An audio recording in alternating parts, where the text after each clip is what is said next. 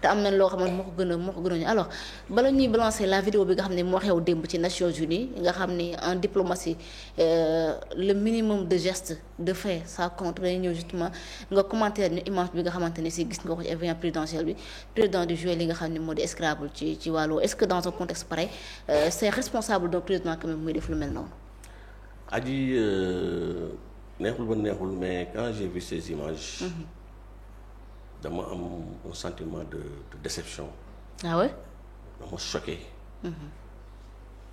ma ne nekkate kii c'est le président de la République laay gis nii man sax dama yaakaar ne ay images yu anciennes la. man yàgg la quoi. D'accord. mais bi ma nee nekk bi mu jëlee avion bi di dem mooy maanaam assemblée générale bi am Nations Unies. c'est quelque chose xam c'est très récent. Ah ouais. gis ko muy faux. il jouait au Scrabble. avec ses collaborateurs. dama ne mais dëgg ñun on a un président boo xam ne il ne se soucie même pas maanaam coono yi nga xam ne moom la Sénégalais yi di dund. parce que tey ñu gisee Sénégal fi mu toll mëdd bi rek pour ne citer que ça. tey waxtu bi may wax yow nii am na ay famille yu bëri yoo xam ne daanaka ñu ngi ci dañoo jaaxle. Tout à fait. depuis un mois depuis nawet bi commencé ba léegi. maanaam lekkatuñu naanatuñu nelawatuñu. parce que fuy nelaw sax day fekk am sax dalukaay boo xam ne di nga mën a nelaw.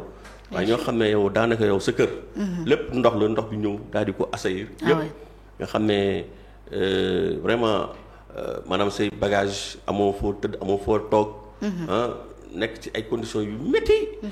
ci régime boo xam ne ñoo fi newoon nekk nawetu daaw peut-être du woon seen nawet. donc nawet bi donc mooy seen nawet donc ñu yaakaaroon nekk dinañ jël ay mesures. pour que situation yi nga xam ne mu doon dund démb mu bañ a amati ñu gis ne que lu yees loolu moo fi am. pendant ce temps président de la République nekk ci avion présidentiel. di jouer au Scrabble. au moment où des Sénégalais sont là tey jii dans quelques jours. c'est la rentrée des classes. maa ngi xalaat sama mbokk yi nekk géej Mbar. mu c'est dans la commune de Nguéniène. maa ngi nuyu au passage suñu camarade yi fa nekk Mamadou Diouf. et compagnie ñoom ñëpp c'est des responsables de la République des valeurs. nga xam ne seen école benn école bi ñu fa am. école bi daanaka toit bi naaw na. amatul toiture. maanaam école boobu qu'est-ce que moo fa nekkoon infrastructure bu moderne. maanaam foofu amuñu dara. du centre de santé.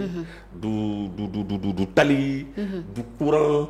du ndox amul dara.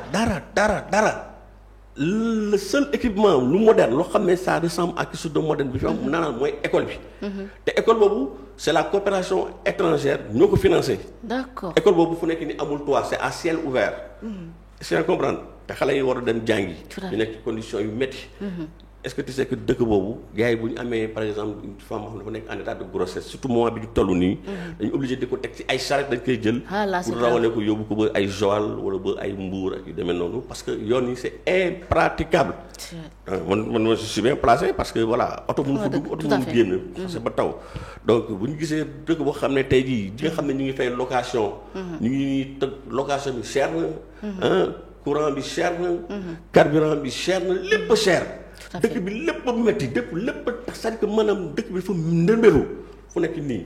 donc ñun ñëpp jaaxle amoon ci ñu yaakaar. ne bu ñu ñëwee tey jii danañ changer situation seen dundil. améliorer seen condition de vie.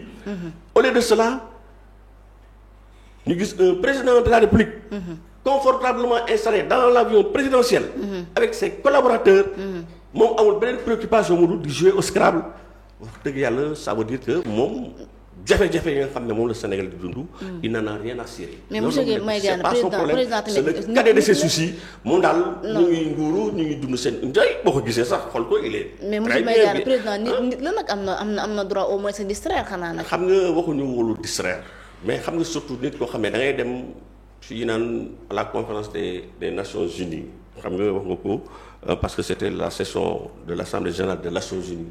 des Nations Unies nga xam ne daanaka presque. adduna yëpp dafay daje tous les chefs d'État ñu fay daje tous les chefs d'État dañu fay daje. yow nga war a dem ci manifestation mel noonu le minimum de décence mooy yow da nga waroon concentré wu ci li nga fay wax. tout à fait. mu nekk loo xam ne lu am solo la. man je préfère ñu wane ko sax muy nelaw di tëdd di dal xel bi di dalal xel bi dafa mel ni kuy def examen rek. wala même jour yi sax jour yi ba ñu amee match bi dañuy dugg en comment ça s'appelle ni ñu koy waxatee encore. dañuy dugg xalwa maanaam. dañ leen di mettre en regroupement. pour mu leen permettre ñu mën a gën a concentré wu. parce que le lendemain ils ont un match important. donc duñ leen bàyyi ñuy génn dem ci ay boîte de nuit. wala ñuy nekk ci ay affaire caaxaan di fo. dañ leen di regrouper. nga xam ne dañuy nekk dans des conditions optimales pour mën a concentré wu parce que ils ont un match important à jouer. man je me rappelle quand j'étais étudiant. À la veille de mes examens. mais dama doon dugg xalwa. dama doon toog di xam nga je dors lekk. tëdd nelaw jàng. amoon beneen préoccupation. d'accord kenn du ma gis.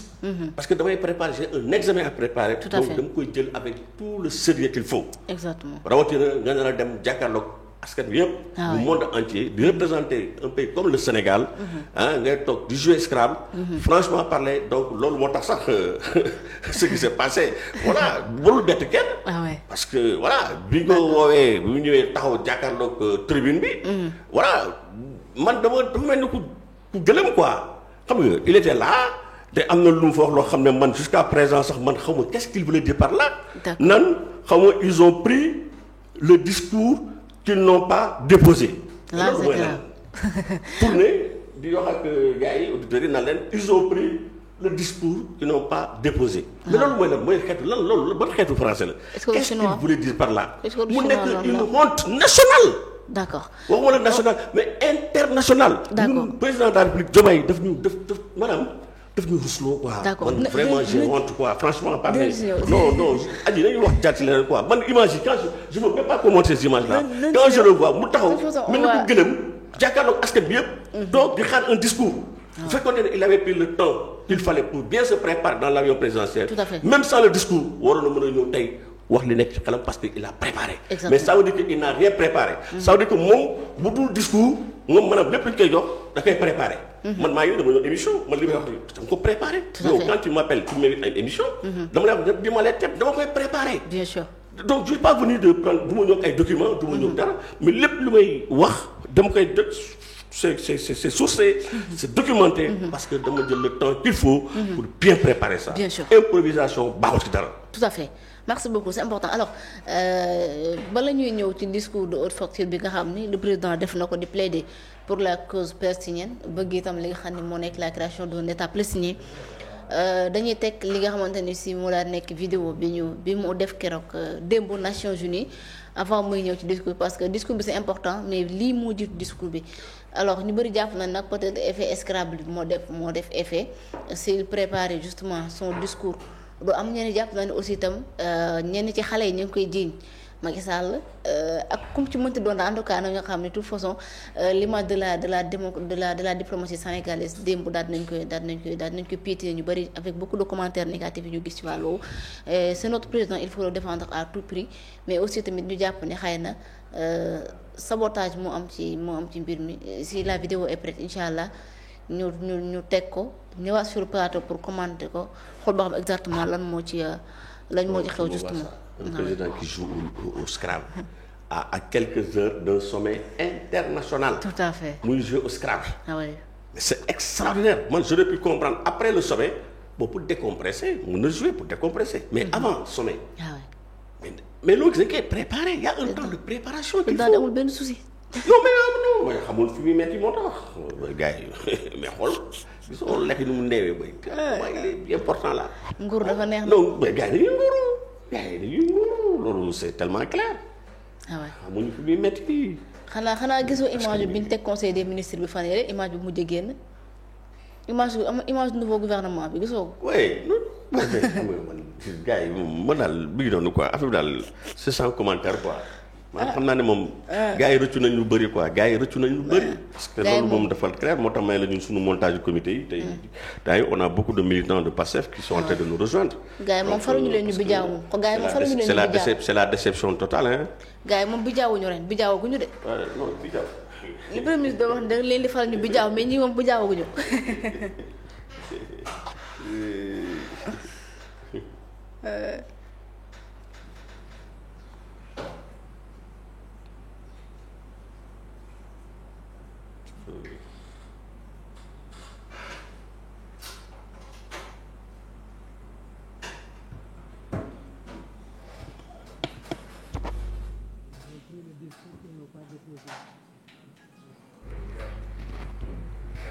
non Adji franchement lii c'est décevant. C'est une honte nationale. non là c'est une honte liggéey vraiment. kenn xamut lan la. dafa mel ni xale boo yóbbu jardin d'enfant à maternelle nga ñëw yóbbu ko bàyyi ko foofu. gisul papa gisul yaay bu toog jaaxle quoi xam nga. di toog di xool gauche droite. man bu ko gisee muy toog di xool gauche droite di taxaw fu ne muy xool. ma ne mais man qu'est-ce qui se passe là mais lu xew. après ma gis ko mu tourné di laaj gars yi naan leen xaw ma ils ont pris le discours qu'ils n'ont pas déposé. mais loolu mooy lan maanaam dafa mel ni dafa jël olof la jël. traduire ko exactement en français. te toute traduction est trahison. maanaam dafa ne ils ont pris. maanaam dañoo jël. le discours qu'ils n'ont pas déposé. maanaam discours bi nga xam ne ñoom maanaam daanaka déposé wuñu ko. moom loolu la jël dafa jël dañoo jël discours bi nga xam ne. déposé wuñu ko moom la jël rek traduire ko littéralement en français. Vraiment. Ils ont pris le discours qu'ils n'ont pas déposé. Mais qu'est-ce que c'est que lii muy xeetu français. Mais lii c'est encore plus humiliant. Président de la République, première institution du pays. dem Conseil des Nations Unies. yaa ngi dégg Assemblée générale des Nations Unies nga xam ne y a plus de 150 États. Tout le monde était là. Ils étaient là. Les États-Unis. La caméra tous les journalistes du monde affaire bi def le tour du monde. C'est des milliards de personnes ñoo koy seetaan yow ngay taxaw nan ils ont pris le discours qu'ils n'ont pas déposé. Mais c'est quoi ça? Mais gars yi xam nga on va encore être la risée de tout le monde quoi. Vraiment franchement j'ai mal au cœur. Non man je suis vraiment déçu mais bon. Je pense que loolu yëpp aussi Sénégalais ils vont en tirer les conséquences. xam ne que bon vidéo bi dafa pare woon. voilà non mais vidéo bi sarul sax ñu koy teg c'est même pas la peine parce que lii dafay gën a yokk ci xar mi karaw rek xam nga yokk ci xar mi karaw quoi nañu avance parce que il y a des choses plus importantes. Bon par contre bon ça c'est par rapport à la forme mais heureusement que sur le fond bon j'ai vu que bon gars yi jox nañ ko discours bi il a lu. Bon lecture du discours bi sur le fond je vois que bon c'est des choses quand même intéressantes parce que wax na ci affaire Palestine pour ñu am solidarité avec la Palestine parce que effectivement Palestine li fa xew dafa jéggi dayoo donc Sénégal je pense que ñun dañoo mus a am position du moom depuis jamonoy Senghor donc en passant par Abdou Diouf ñoom ñëpp dañoo mus a jël une position pour la défense donc disons de la Palestine et puis jamono bi ñu toll nii li nga xam ne moo nekk di xew au niveau de Gaza mais dafa daw yaram aji Gaza mais ñu ngi massacrer toute une population dafa mel ni dañu nekk maanaam di def une épuration ethnique dañu bëgg rek gars yëpp ñoom xooluñu xale xooluñu mag xooluñu màgget xooluñu ku nekk ku ëmb toppatoo c'est-à-dire que di bombarder dëkk bi nawet tey di sacrifier di massacrer pendant ce temps le monde entier gars yi ne tekk non mais dañ ko war a dénoncer c'est-à-dire que heureusement que le président Diomaye donc il a dénoncé ces actes de barbarie xam nga loolu au moins bon mu nekk loo xam ne au moins bon xam nañ suñu position te bon cette position renouvelée donc di rappeler donc le soutien donc du Sénégal yaa ngi dégg à la résolution de 2 États.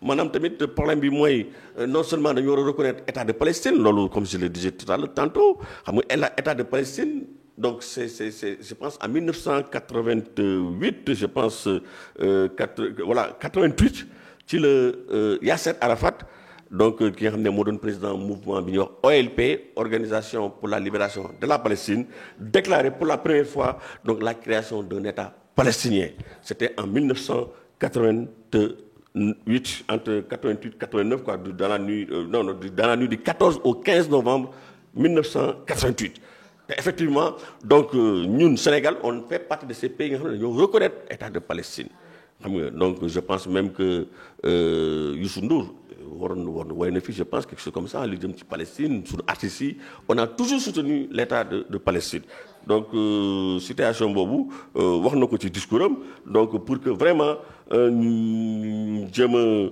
jàppale palestiniens yi parce que dem na ba ne tamit que se taire c'est être complice parce que ñàkk wax ci massacre yi nga xam ne moo am actuellement au niveau de Gaza loolu ku ci waxul rek daanaka yow complice nga donc loolu vraiment dañ ko war a poser wax ko kaas ko donc mu nekk loo xam ne ñu ngi koy rafetlu parce que c'est notre devoir donte amuñu les moyens qu'il faut mais au moins en tant que membre donc des Nations Unies donc di voter aussi résolution yi donc ñu ñëpp xam nañ ne suñu position mooy ni ñuy def pour jàppale donc état de Palestine donc en même temps aussi mi ngi demander à ce que résolution bi nga xam ne moom la ñu voté au niveau donc des Nations Unies mooy ñu reconnaître ñaari état donc il y a aussi l'état de Palestine mais aussi ñu reconnaître aussi état d'Israël parce que loolu la ñu mës a wax parce que bon naari ñoom mosuñu reconnaître état d'Israël moo tax conflit moom ba léegi donc voilà tout le temps donc Sénégal donc on connaît la position du Sénégal mooy naam d'accord nañ pour que état Palestine mu am mais d'accord nañ aussi pour que état d'Israël aussi mu am mu nekk ñaari état yoo xam ne ñu bind dans la quiétude dans la tranquillité donc dund paisiblement parce que voilà bakken dafa fort mais cette guerre là dafa yàgg depuis des années c'est des millions et des millions de personnes yoo xam ne ñoo kii bon il a aussi parlé aussi plaidoyer pour une c'est-à-dire que pour une ONU afin qu'elle soit plus représentative xam nga Nations Unies daanaka les pays africains surtout dëkk yi nga xam ne ñoo néew doole maanaam amuñu fa baat boo xoolee conseil de sécurité par exemple nga xam ne fa la lépp di décider wu les 5 nations là amul benn état africain bu fa nekk. amul benn état te toutes les décisions majeures se prennent au niveau donc de ce conseil des Nations Unies conseil de sécurité 5 états je pense bien ñoo ko composé je pense c'est la France la Belgique la France l'Allemagne l'Angleterre l'Union soviétique et je pense la Chine ñoom ñoo fay siéger donc tout un continent africain amul un seul pays Sénégal africain boo xam ne mi ngi siéger au sein du Conseil des Nations Unies loolu aussi plaidé na pour que vraiment ñu jox maanaam place jox gëdd dëkku africain yi ñu mën fa am vraiment jouer fa un rôle important. mais Sénégal war na fa mën a siéger mais bien sûr pourquoi pas donc Sénégal voilà te loolu la ñu war a xeex mais bon avec le comportement qu'il a eu là je vois mal comment on va nous accorder une place là-bas bon.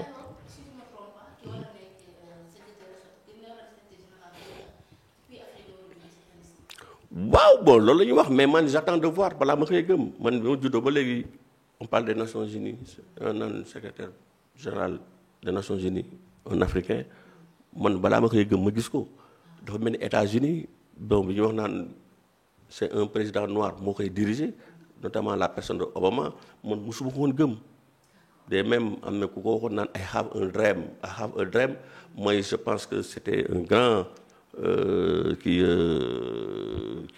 américain qui disait que I have a dream mooy il doon rêver un jour de voir l'Amérique dirigée par un noir bi mu koy wax je pense j'ai oublié le nom là après ça va me revenir xam nga c'était un noir un pasteur noir boo xam ne da doon prôner tout le temps pour vraiment égalité pour ñu reconnaître jox gëdd les noirs parce que xam nga noir dañu leen mun yàgg opprimé surtout aux États-Unis avec les problèmes d'inégalité et tout donc mu doon def ay discours dans ce sens naan j'ai fait un rêve man sama rêve maanaam sama mbébét mooy gis un jour Amérique ñu diriger ko par un noir te effectivement son rêve est devenu réalité parce que Obama donc il a été président des États-Unis donc man tamit I have a dream my dream is ëllëg ñu gis vraiment les Nations Unies avec un secrétaire général boo xam ne waxuma la africain mais mu nekk un Sénégalais war na mën a nekk donc loolu aussi c'est un rêve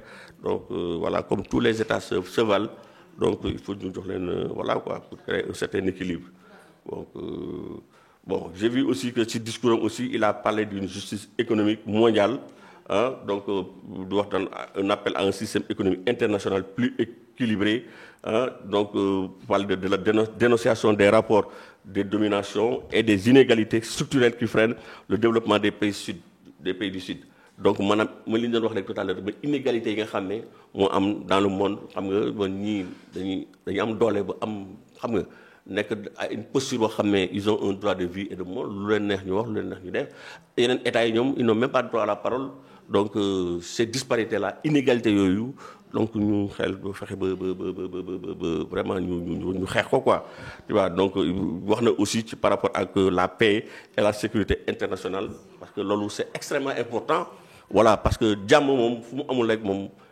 développement on ne peut même pas parler de développement donc il faut vraiment ñu plaider un plaidoyer pour la paix au niveau mondial international guerre yi am à travers le monde vraiment donc ñu mettre un terme ce qui se passe actuellement à Gaza vraiment nañ ko war a arrêter c'est un génocide.